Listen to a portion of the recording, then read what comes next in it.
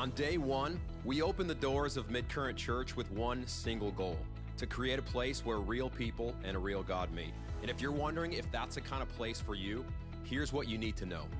We're a group of imperfect people who come from all walks of life. Some of us grew up in church, and some of us didn't. Some of us have been faithfully following Jesus our entire lives, and some of us are taking brand new steps of faith for the very first time.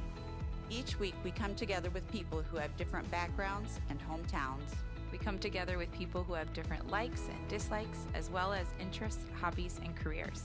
Ultimately, we are everyday people with real-life stories of success and defeat, as well as stories of both highlights and heartaches. And yet we believe that no matter who we are, God is ready to meet each one of us right where we are. As a result, we're committed to making significant spiritual truth accessible to everyday people just like you. So, welcome to Midcurrent. We're glad you're here. And together, we believe we can change lives, families, communities, and maybe even the world. What's up, Midcurrent? How are we doing today?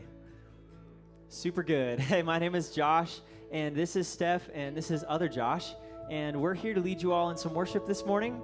So if you are able, would you please stand to your feet, and let's sing a song of praise to our God together this morning.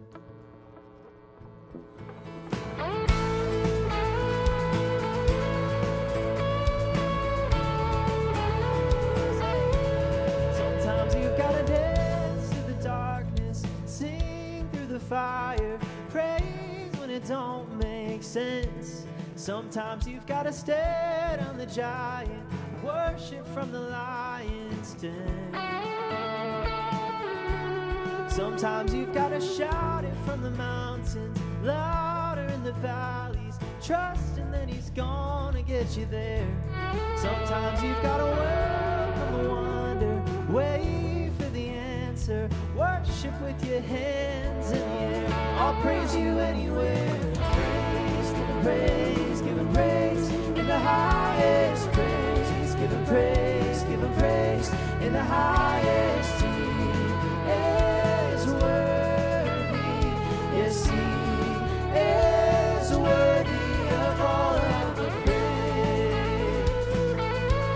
Sometimes you've got to praise him, praise him, cry out to heaven, shout it till the doors swing wide. Sometimes you've got to stand on your shackles, brave in the battle, worship with your hands held high. I'll praise you anywhere. Praise, give him praise, give him praise in the highest. Praise, give him praise, give him praise in the highest. He is worthy, yes, he is worthy of all of the praise. Give him praise, give him praise in the highest. Praise, give him praise, give him praise in the highest. He is worthy, yes, he is worthy of all of the praise. Come on, do you believe that this morning? Let's sing Faithful. Oh, faithful all my life, blessings day and night, countless reasons why I'll praise you anywhere. Every promise kept, goodness every step, each and every breath, I'll praise you anywhere. Faithful all my life, blessings day and night, countless reasons why I'll praise you anywhere. Every promise kept, goodness every step, each and every breath, I'll praise you anywhere. Praise, give him praise, give him praise in the highest. Praise, give him praise, give him praise in the highest. He is worthy, yes, he is worthy of all of the praise. I'll praise you anywhere. On mountains and valleys, I know that you're with me there. I'll praise you anywhere. Oh, we praise you, Jesus.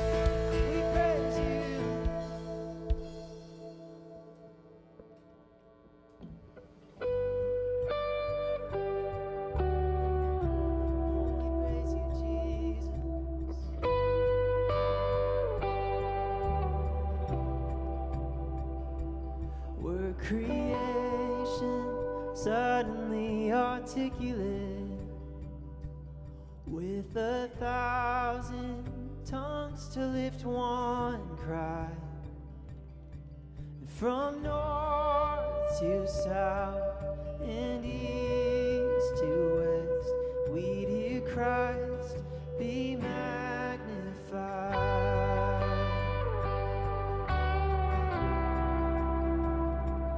Were the whole earth echoing his eminence, his name would burst from sea and sky, and from rivers to the mountain tops, we'd hear Christ be magnified.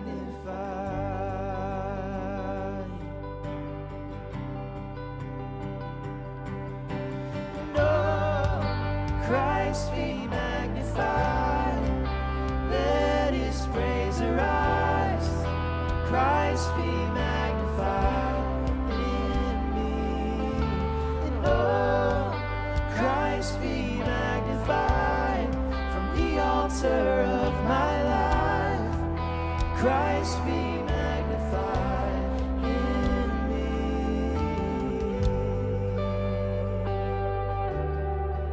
Oh, be magnified in me, Jesus. All my life for your glory. When every creature finds its inmost melody, and every human heart its native cry, well then in one enraptured hymn of praise we'll sing Christ be magnified. Come on, with one voice we sing this out. Oh Christ. Oh, Christ be magnified. Let his praise arise. Christ be magnified in me. Oh, Christ be magnified from the altar of my life. Oh, Christ be magnified in me. Oh, Christ be magnified. Let his praise arise. Christ be magnified in me. Oh, Christ be magnified from the altar of my life. Oh, Christ be magnified in me.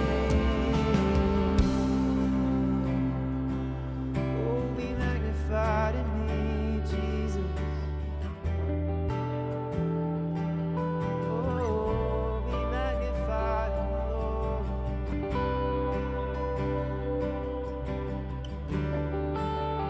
As we sing this bridge out, I want to encourage you to make it your prayer this morning. Just make this personal. I won't bow to idols. I'll stand strong and worship you. And if it puts me in the fire, then I'll rejoice 'cause you're there too. I won't be formed by feelings. I'll hold fast to what is true. If the cross brings transformation, then I'll be crucified with you. 'Cause death is just the doorway into resurrection life. If I join you in your suffering, then I'll join you when you rise. And when you return in glory with all the angels and the saints, my heart will still be singing, my song will be the same. Oh, Christ be magnified, let his praise arise. Christ be magnified in me. Oh, Christ be magnified from the altar of my life. Christ be magnified in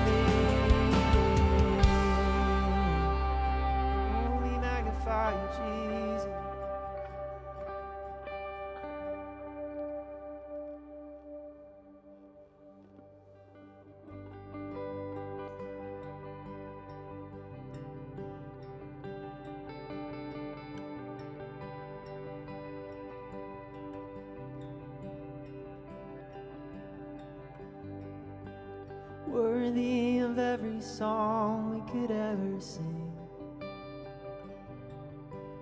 worthy of all the praise we could ever bring, worthy of every breath we could ever breathe. We live for you, oh, we live for you. Jesus, the name above every other name. Jesus, the only one who could ever save. Worthy of every breath we could ever breathe. We live for you, oh, we live for you. And holy, there is no one like you. There is none beside you. Open up my eyes in wonder. Show me who you are and fill me with your heart and lead me in your love to those around me. Sing that again. Sing worthy. Worthy of every song we could ever sing, worthy of all the praise we could ever bring, worthy of every breath we could ever breathe. We live for you, oh, we live for you, Jesus. Jesus, the name above every other name. Jesus, the only one who could ever save.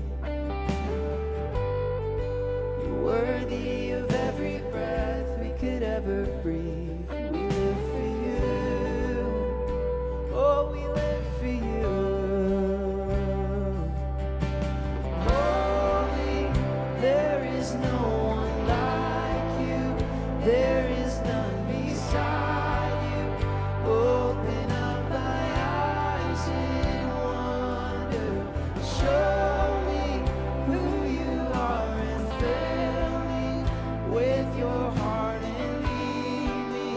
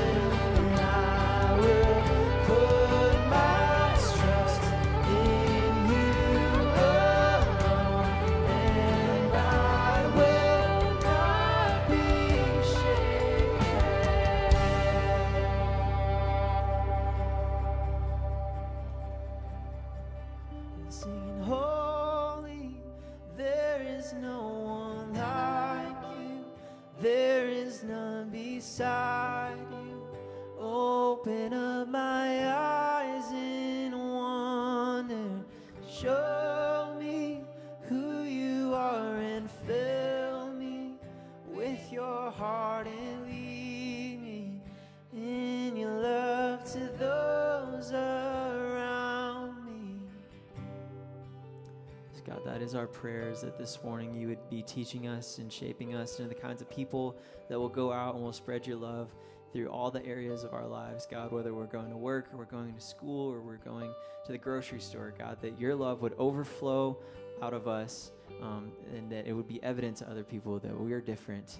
God, we just ask that you would come into this place this morning as we're with you and teach us the things that you have for us. We love you, Lord. Amen. Amen.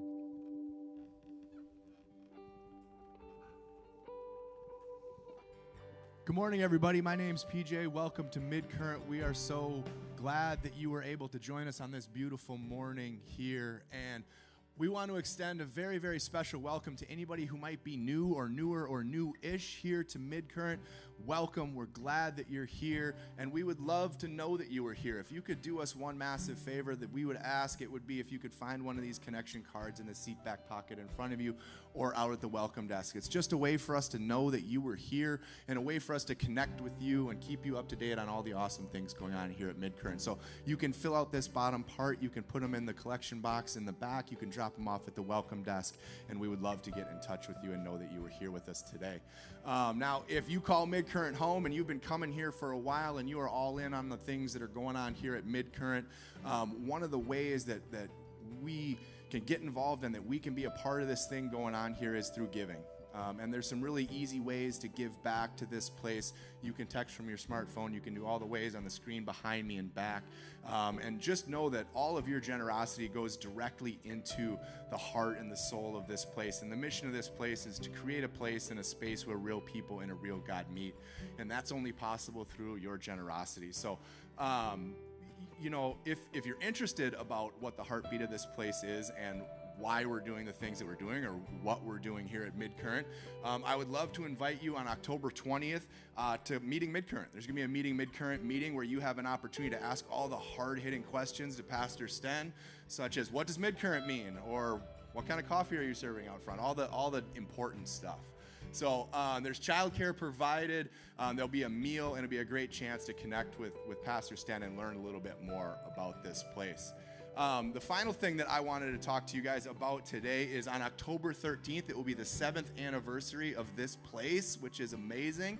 And we are going to celebrate with baptism. It's going to be a great, awesome time. We view baptism as an outward declaration of an inward change. And it's a really, really exciting and fun day. And last year, I had the opportunity to be baptized here at Midcurrent, and it was an amazing experience.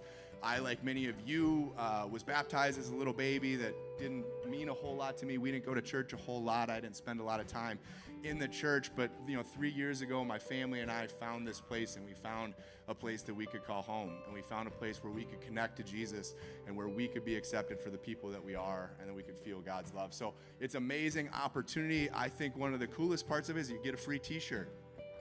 I like free t-shirts. But the message on that t-shirt, I think, is what's really important. It's what really stuck with me. The writing on that t-shirt says all in.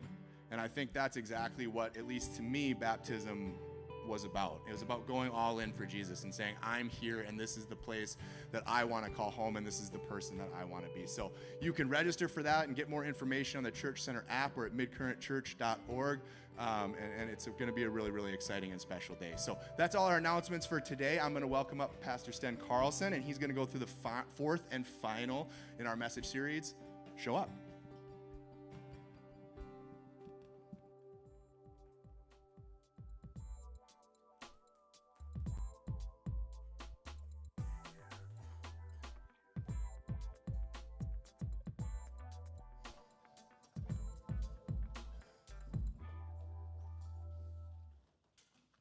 If you haven't seen any of the commercials yet on TV, the latest version of the iPhone, I believe it's the iPhone 16.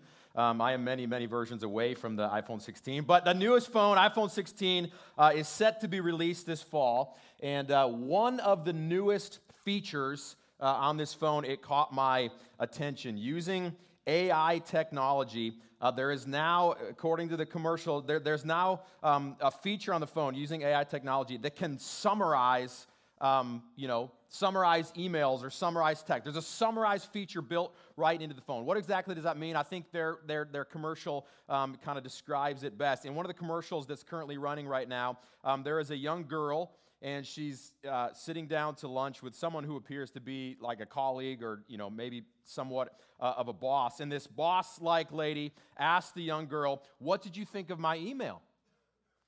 And the young girl says, "Your email? Yes, I definitely read your email." Clearly, she had not read the email. But she then looks down at her phone, and she pulls up the email, and the camera zeroes in on her phone, and she clicks the little summarize button at the top of her screen. And in the AI technology, it quickly generates like a 2-sentence summary of the email, which she casually repeats to her boss. And her boss is like, "Wow, amazing. That's so exciting. I'm so glad you like it." And she appears to kind of get some promotion or get her name passed on to something very special. Okay, now I'm not encouraging that you not read emails from bosses or other people in your life, but I'm looking at this going like, that seems like a pretty cool feature to me, right? The ability to summarize something. And it made me start to wonder, what if we could summarize like lots of other important areas of life? Like, what if we could get like a short summary of like how to be a good mom or dad? We get like a short applicable summary of like how to parent a teenager. Like, just give me an overview. Like, break it down. What are we talking about here? Just give me some pointers. What if we could get a short summary of like real life conversations, not emails? What if we could get like short summaries of real life conversations that we had with someone? Every husband in the room by now should be going like, "Man, yeah, if I could just get a short summary of what it is that my wife just said to me, or what it is exactly that she's wanting me to do or say or not do or not say, that would be great. Just give it to me straight, couple bullet points, some main ideas, I'll be good to go." Now, this would be helpful in life. Summaries of real-life conversation. Interestingly enough, there are actually certain publications out today trying to do this, summarize things with current events happening in the world. Eric and I will often read some of these, because the reality is there can be headlines today that can be confusing. There's all sorts of conflicts in the world. There's wars and fighting, and there's arguing, and there's finger-pointing, and there are all the big stories that are happening, and sometimes it can be hard to know like what's going on. And so publications break it down into short and succinct summaries. Who's involved? What happened? What's the latest development in the story? And some of them will get specific on like how we as Americans, or others of them even get more specific, breaking down how we as Christians are supposed to think about whatever it is that happening. Here's the deal. We got to be honest with ourselves. Sometimes in life, we need short summaries of the things that matter. Right? In all different areas of life, sometimes we just need short summaries of the things that matter. So I'm going to break it down. And today, this week, really, I started to wonder if maybe any of you have ever wished for like a short summary of the Bible. Right? Wouldn't that be nice? Right? There's 66 books. There's over 31,000 verses. There's the Old Testament, and there's New Testament, and then there's all kinds of genres, different types of writing. There's like historical narratives, and there's poetry and prophecy and wisdom literature, and then there's literally like included in the Bible like snail mail letter correspondences that are included in this thing. And it can be a lot, and it can be overwhelming, and it can be confusing at times. And you might wonder what does it all mean? How am I supposed to make sense of all this? What am I supposed to do? What does it look like to be a Christian in the world? Just give it to me straight. Someone break it down for me. Now, if that's a question that you'd like a summary for, what am I supposed to do? Then I'm glad you're here today, because the reality is those who were listening to Jesus teach over 2,000 years ago, a lot of them had similar questions. Break it down. And Jesus answered those questions. And as he did in one particular instance that we're going to look at today, as he answered those questions, he kind of opens up a window. He in a way, paints a picture for us of one of the very places in this world that I think our presence as Jesus followers, right? He paints a picture of one of the places in the world that I think our presence matters the most. And that's what I want to talk about today in the last day of our series, Show Up. We have spent the entire month talking about the places where our presence, for those of us that are Jesus followers, right, where our presence matters the most. And so we talked about the importance of just showing up at church, not for the sake of our attendance record, but for the sake of the mission that we are on and the unique part that you play in it. We talked about the significance of showing up at home. The reality is, it is the primary place of ministry and influence and impact that we have in the world today. And so we want to change the world. The reality is it starts right at home. Last week, we talked about showing up at work. And in the reality, I tried to encourage you. You don't have to be a pastor. You don't have to be a missionary, in the world for your work to matter to God. I encourage you to remember that no matter your day job, I don't care what it is, no matter your day job, what you do matters to God, because there is always a who that God loves, that God cares about. There's always a who on the other side of your what. And today we're going to bring this series to a close as I try to uncover one more place in the world that I think we need to show up with purpose and with intention. And based on the summary that Jesus gives about what it looks like to obey all that God has asked of us, we're going to see what this very place is. So if you do want a summary of what it is that God has really asked of you and of me and of all of us, then I want you to turn your attention with me to the side screens. We're going to look at Matthew chapter 22 here. Jesus is in Jerusalem, and he's teaching in the temple about many things. He's teaching parables, and he's answering questions. He's defending himself at times against his critics. And the people, everyone listening, they're astounded at his answers and his authority. In many ways, the crowds, the people are left speechless at his answers, at his authority, and the way that he taught with such amazing authority. And then at one point, one of the experts of the religious law stands up and asks Jesus a question in response to everything that he has been teaching. Here's the question in Matthew chapter 22. He asks, "Teacher, which is the greatest commandment of the law?" Okay? He's been teaching for all week long. He's been going at it, teaching so many things. This guy stands up and says, "Hey, teacher, what is the greatest commandment in the law?" The reality is, I think he was trying to trap Jesus with some kind of question that he felt like Jesus couldn't answer totally. Either way, he puts Jesus on the spot. He's going, "Hey, boil it down for us. There's lots of stuff out there that we read, that we hear. You've been teaching all over the place. You've been teaching all afternoon. You've been teaching all week long ever since you showed up in town. What's the greatest commandment?"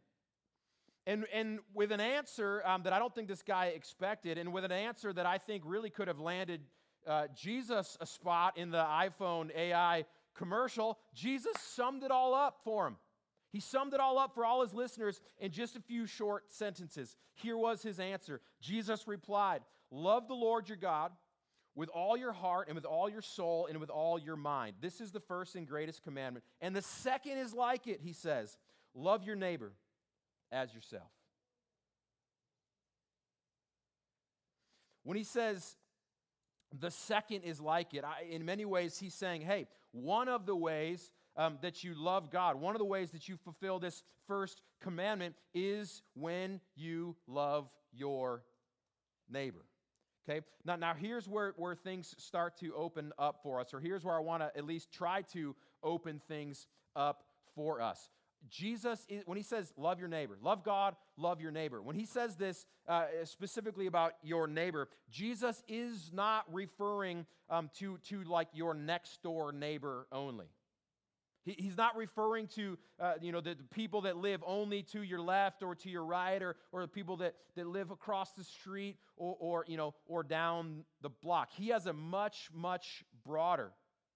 When you look at his entire teaching, the collection of what Jesus has asked of us, he has a much, much broader definition than just the people living next door to you in mind. In fact, in the book of Luke, Jesus gives the very same answer when someone asks a similar question. Hey, what's expected of us? Jesus says, love God, love your neighbor. And this time, the man who asks a follow-up question.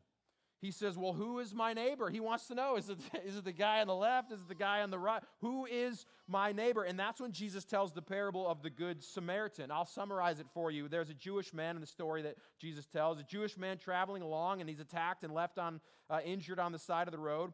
Soon a priest walks by. Surely the priest will help him out, right? Nope. He walks to the other side of the road, not wanting to be inconvenienced. The same happens with a Levite man who comes by later. Neither offers any bit of help. Then comes the Samaritan. Here's the important part of this. Never in a million years would a Samaritan and a Jew show kindness to one another, interact with one another. Man, it's like Vikings and Packers. Yeah, it wouldn't happen. And yet, this Samaritan, at a significant cost to him personally, at a significant risk of like his reputation or whatever, he stops to help this man in need. The point that Jesus was trying to make with this story when the guy asked, well, who is my neighbor? The point that Jesus is trying to make in the story is that everyone is your neighbor in a sense. It's not reserved to people that are in closest, proximity to your house or to where you live. His point is that everyone is your neighbor. Okay? It's not just the people that live next door, or it's not just the people that, that you're closest with, or that you agree with the most, or the people that have the same beliefs as you do. Right? The point of the story is for him to teach that there is no limit to the care and to the concern and to the love that you show to people in the world in which we live, which is demonstrated best in the communities that we call home. And referring to this greatest command then, back in the book of Matthew, referring to this greatest command to love God and love others, one Bible scholar, he says this, that this kind of love signifies a concrete responsibility to seek the greatest good of your neighbor. In the first century, that meant, it was specific, that meant Jew or Gentile, right? Your neighbor just wasn't kind of your posse, your people, right? He says love signifies a concrete responsibility. Our love of God and our love of neighbor signifies a concrete responsibility to seek the greatest good of your neighbor. In the first century world, that was Jew or Gentile, right? God's original people or those people that were not a part of that original people. Didn't matter. There was to be no distinction for who it is that was going to be the recipient of the good that you do. In today's world, that would, that kind of distinction, that would mean, it would mean Christian or non-Christian, doesn't matter. It would mean believer or skeptic. It would include people that don't look like you, don't think like you, don't worship like you, or maybe don't even vote like you.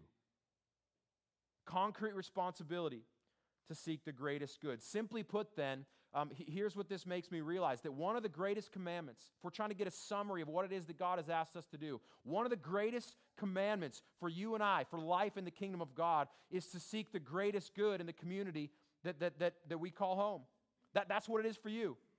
One of the greatest commandments for life in the kingdom of God is to seek the greatest good in the community that you call home, right? To seek the greatest amount of good. Not just for your own church, not just for Midcurrent, not just for your own tribe, for your own family, for your own neighborhood, for your own circle of friends, but the greatest good for your entire community, the greatest good for your schools and for your neighborhoods and for your downtowns and for your hometowns at large.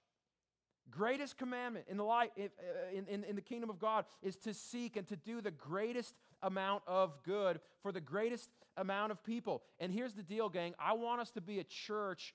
Truthfully, I want us to be individuals, who are following Jesus.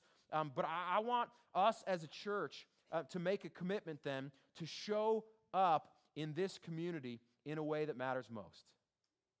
That's what I think we get from this. We realize our neighbor is not just a person here or a person there.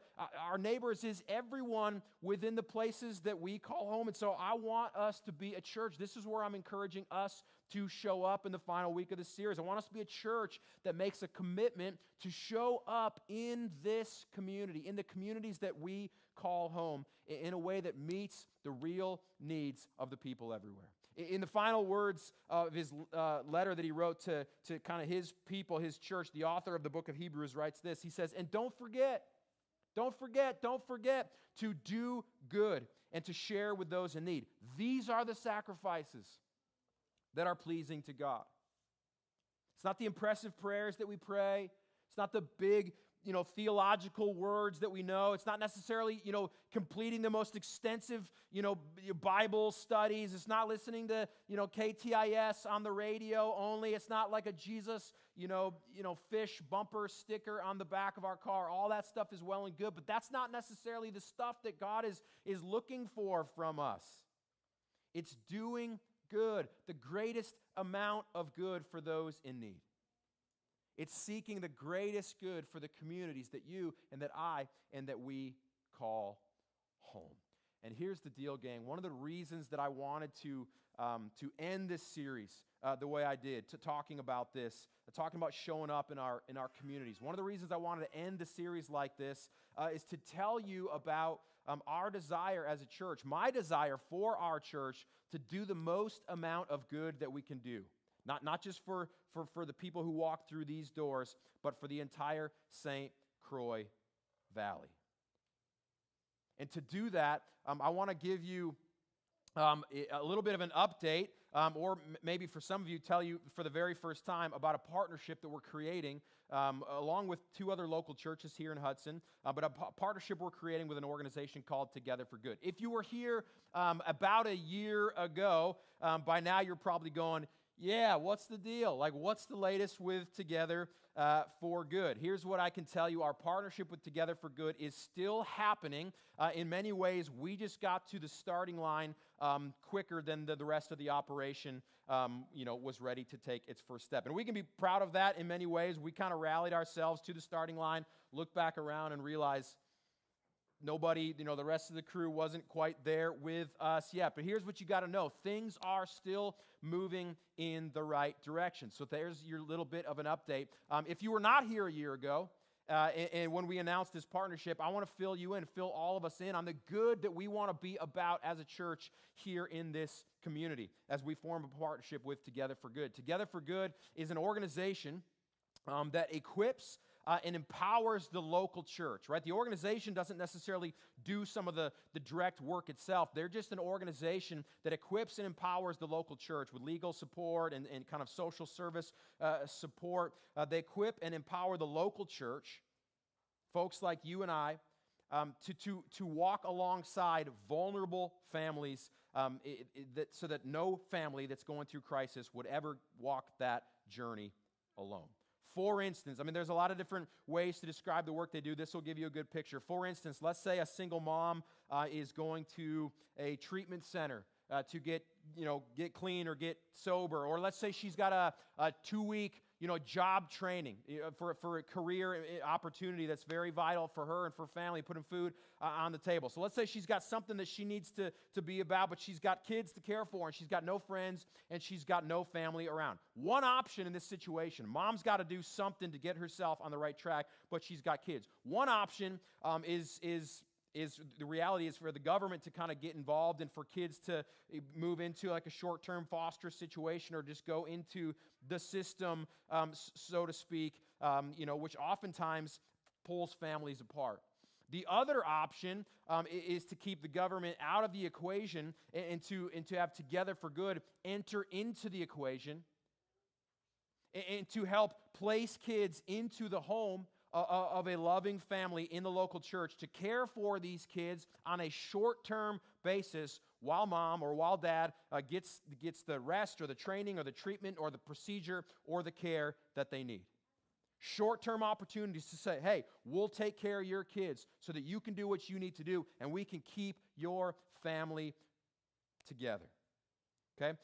And while designated families take kids into their home, here's what happens. The whole church then joins that family, joins any family who's involved in this work. The whole church family joins in prayer, joins in support with goods and groceries and supplies that they might need. And in the end, as I mentioned, vulnerable families in the middle of crisis get to keep their family together, held together by loving families like yours and like mine in the local church. That's the partnership that we are that we're at the ground level trying to establish here. This is the work that we're trying to bring from Minnesota. That's where Together for Good started. We're trying to bring their work over the river here into the St. Croix Valley, where they take phone calls from every day and have to say, sorry, we can't help you. Hi, where are you from? Wisconsin. Sorry, we can't help you. Hi, you have a need. Where do you live? Hudson. Sorry, we can't help you. We as a church are trying to do everything we can to bring the resources in the structure of Together for Good here to Western Wisconsin. Here's the deal. We already have a lot of people who've expressed their hand. And as a church, here's what we're going to need. We're going to need host families. We're going to need one-on-one advocates who will provide direct support and encouragement and friendship to moms in need. We're going to need shelves stocked with all the necessary supplies that a family who's taking kids in could ever need. And we're going to need prayers being prayed around the clock for the kids and for the families that we serve and for the families that are opening their homes. Here's the great news. We've already had dozens of family who have expressed their interest last year. You're probably the ones going, hey, what's the latest?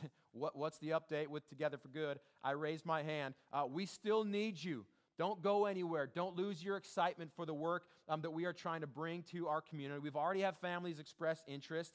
We've already committed about $15,000 to help bring the work that Together for Good does to Western Wisconsin. As a side note, you should know that when you do choose to support Midcurrent Church financially, you are contributing to efforts just like this. You are contributing directly to checks like this that we write and send out the door, all in the name of Jesus and all in the name of walking alongside vulnerable families in need, right? And so we've got finances going out. We've got families that have raised their hand. We actually have our shelves stocked in many ways because we race to the starting line. We've got a whole closet full of diapers and supplies and clothes and school supplies. Next up on our next step, and it's been it's not necessarily been a direct line journey. It's been a little more kind of up and down. But our next step, as this whole thing inches closer to the starting line, is getting more of you who are interested, who have raised your hand, who are sitting here right now going, I want to raise my hand. Our next step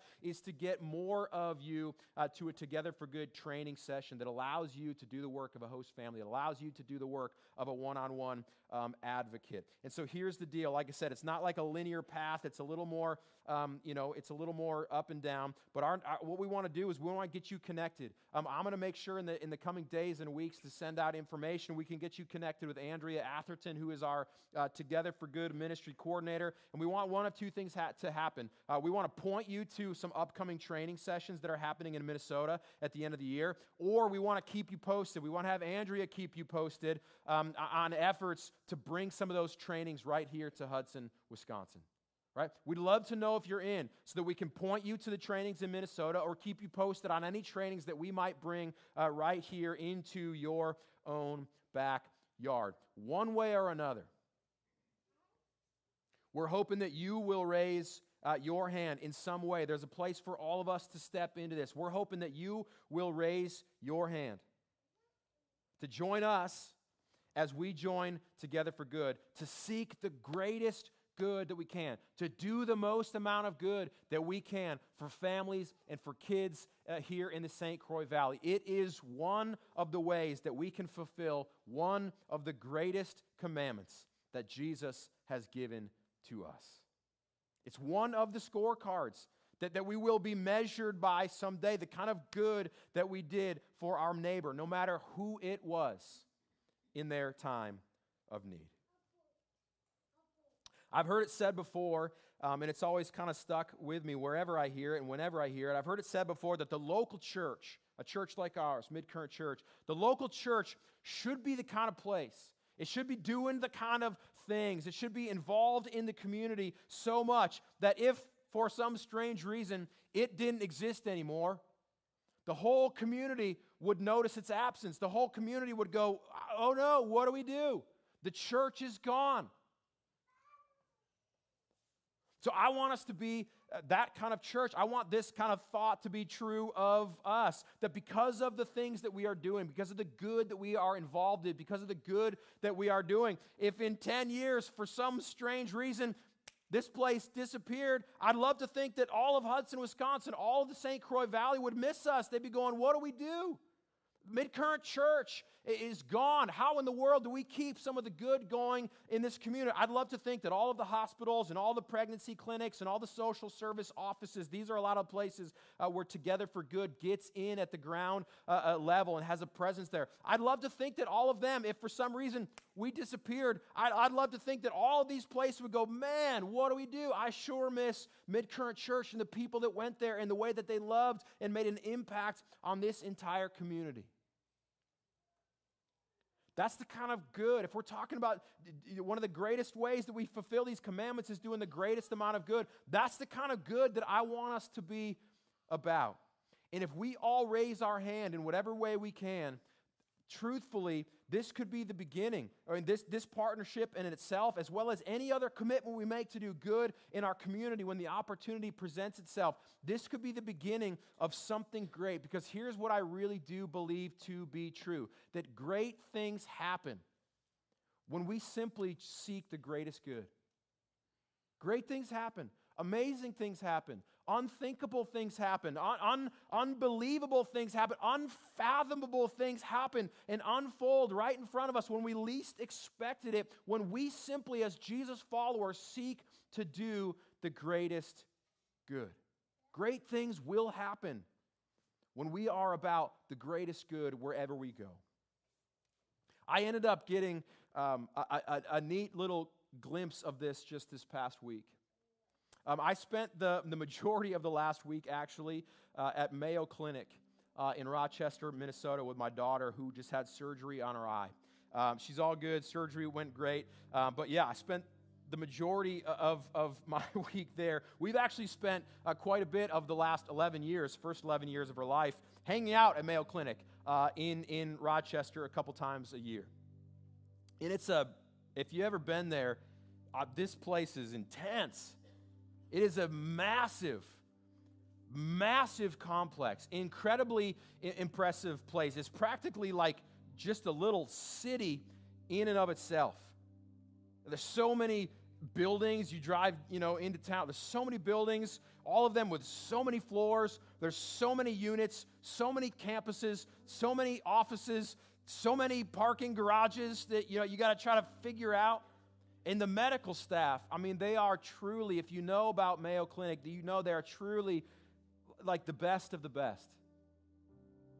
They are on the forefront, Mayo Clinic, on the forefront of some of the most amazing discoveries, some of the most amazing innovations recognized in the global medical community. I read a couple. Here's just a few kind of stats on the stat sheet for Mayo Clinic. They performed the first ever open heart surgery.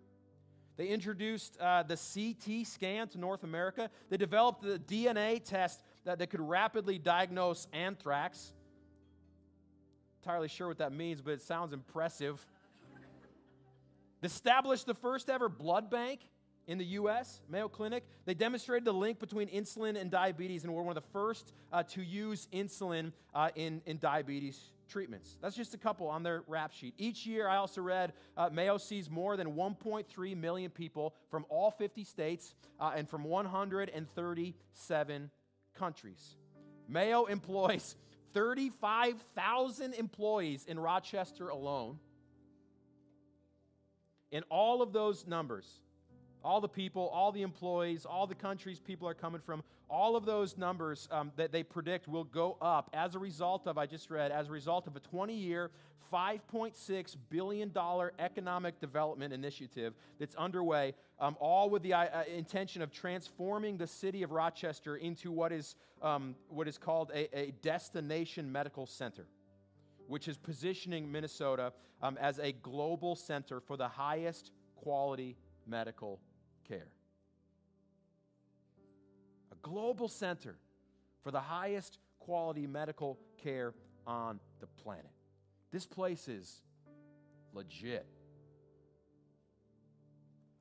At one point this week, walking through hallways, I walked by like a little wooden mural on the wall. It looked like this kind of, I don't know, a little hand-carved creation, this mural on the wall. And it appeared to be, I don't know for sure, but, just the clothing and the nurses wearing the kind of the old-looking things here. It appeared to be some kind of depiction or some kind of scene from Mayo in the past, Mayo in the days of old. And it piqued my interest as I walked by and started to think about Mayo in the days of old.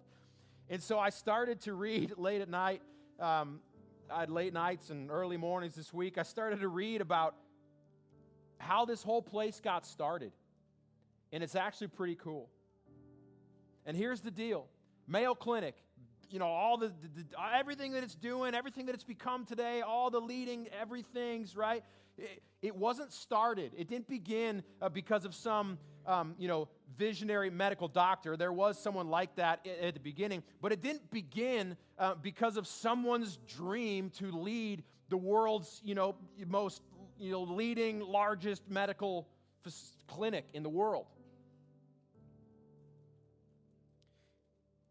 It was actually started by an agnostic doctor and a nun, responding to the needs of their community.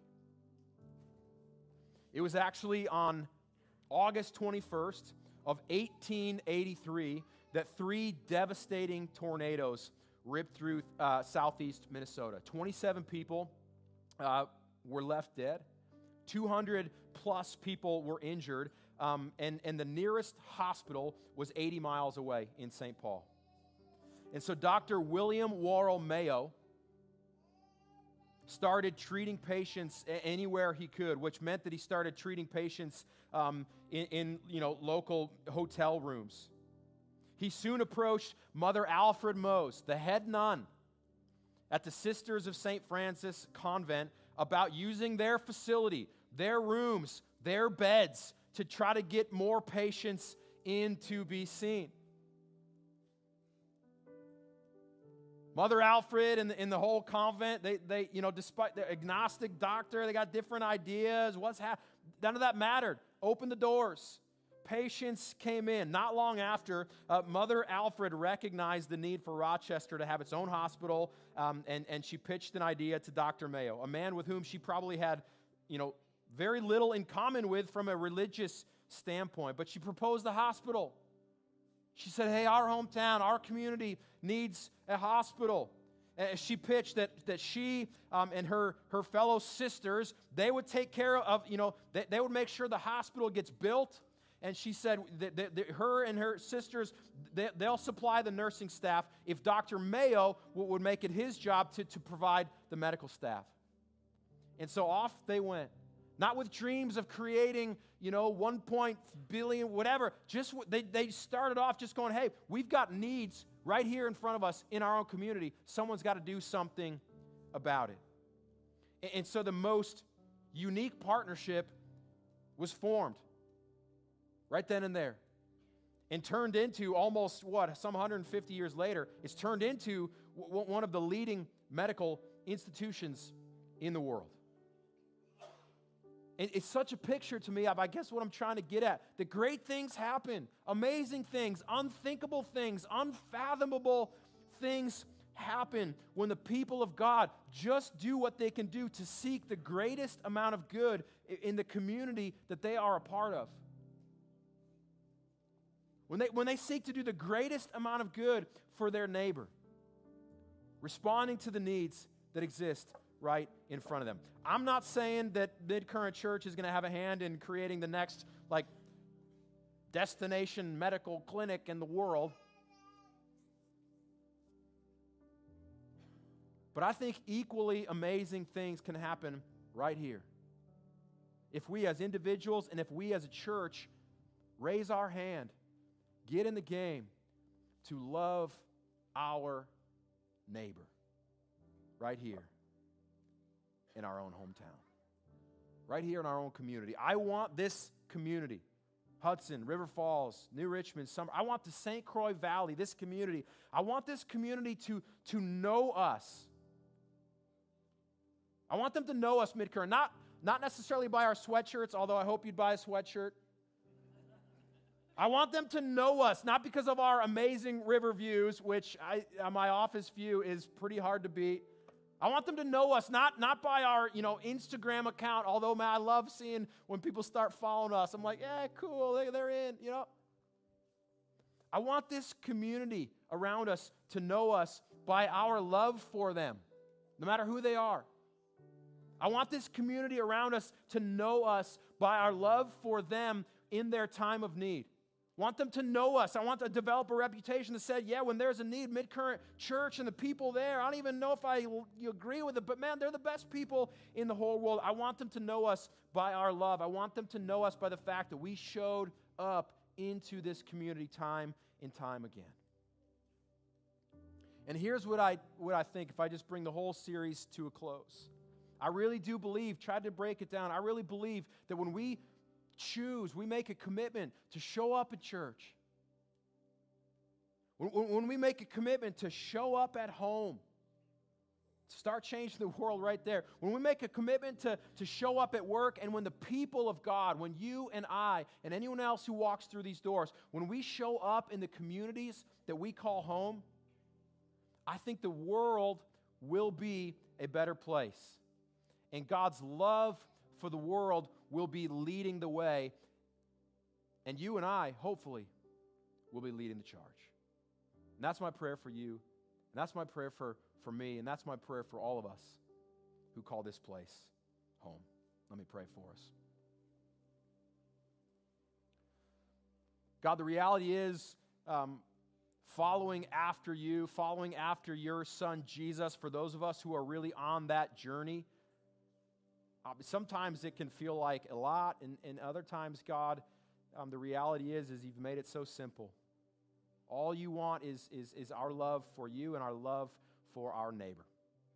And so, God, in the coming days and in the coming weeks and in the coming months and the coming year, I'm just asking that you would help each of us to develop like eyes and ears and awareness for who our neighbor truly is, God. Give us eyes to see beyond the people that just live next door to us. And give us eyes to see that the people around us that have a need that we can meet, that have a need that we can fill.